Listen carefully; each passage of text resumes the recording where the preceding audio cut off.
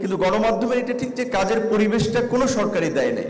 যেমন আপনারা বলছিলেন যে এই বিজিএস গঠনের প্রেক্ষাপটটা 4 দলীয় জোট সরকারের সময়, লাস্ট রেজিমের সময়, সামনে আবার কি হয় অবশ্যই সে সময় আপনাদেরকে কথা বলতে হবে। সুতরাং সেজন্য এইটা একটা পারফেক্ট এবং উপযুক্ত সময় ছিল অন্তত এইখানে সাংবাদিকদের সুরক্ষা, গণমাধ্যমকে একটা মুক্ত মাধ্যম হিসেবে বিকাশ করার জন্য কিছু আইন প্রণয়ন করা, এবং যেটা আপনারা বলছেন যে অ্যাক্রেডিটেশন কার্ডের কথা, এটা স্বাভাবিকভাবে সচিবালয় কিংবা বিভিন্ন ক্ষেত্রে দেখা যায় সাধারণত রাজনৈতিক বিবেচনায় করা, এটা সব সরকার করেছে, আমার ধারণা সামনেও হতে পারে।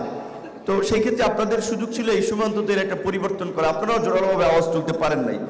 সেই জায়গা থেকে আমি বলবো যে এখানে সেলফ সেন্সরশিপের যে কথাটি আমরা শুনে আসছি অনেকদিন ধরে, তো আমার মনে হচ্ছে যে এই সময়ে আপনাদের স্টেক হোল্ডার, মূল স্টেক হোল্ডার হিসেবে আপনাদের যে আওয়াজটা ছিল সেই আওয়াজটা বোধহয় খুব জোরালোভাবে উঠাইতে পারেন নাই। তো তারপরে আমি মনে করি এখনো যে সময়টুকু আছে আপনারা যদি রেইজ করেন, আমরা একটা পরিবর্তন চাই, এবং এইবার যদি পরিবর্তন না হয়, এটা বাংলাদেশে তো 50 বছরের পরিবর্তন হয়নি, সামনে পরিবর্তনটা খুবই ডিফিকাল্ট। সো গণমাধ্যম সংস্কার কমিশনের আমরা চাই প্রস্তাবটা বাস্তবায়ন হোক। রাজনৈতিক দল হিসেবে এই পরিবর্তনের আন্দোলন সংগ্রামের সাথে থাকা একজন তরুণ নেতা হিসেবে আমাদের এটি প্রত্যাশা।